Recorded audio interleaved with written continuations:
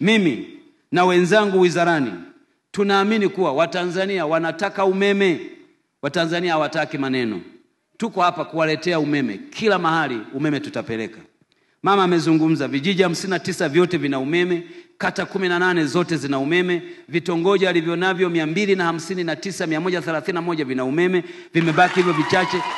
Miradi mingi inakuja ya maji, ya barabara, kwenye kilimo cha tumbaku.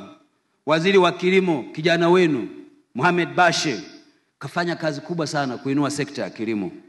Nimeambiwa na mkuu wa mkoa hata tumbaku bei imeanza kuchangamka na malipo yanalipwa kwa wakati. Na haya yote Mama Samia anayataka yatokee. Endeleeni kushikamana, mjiletee maendeleo. Msihangaike na maneno ya siasa ndogo ndogo. Nyie siasa yenu hiyo ya maendeleo. Akitokea mtu miongoni mwenu anataka kuwagawanya kwa sababu zozote, mkataeni. Yule anayehubiri umoja wa kuwaweka pamoja kama wana Urambo, kama wana Tabora, huyo mshikilieni. Na mama anataka tubaki kama Watanzania wamoja, tunaosukuma taifa letu kwenda mbele.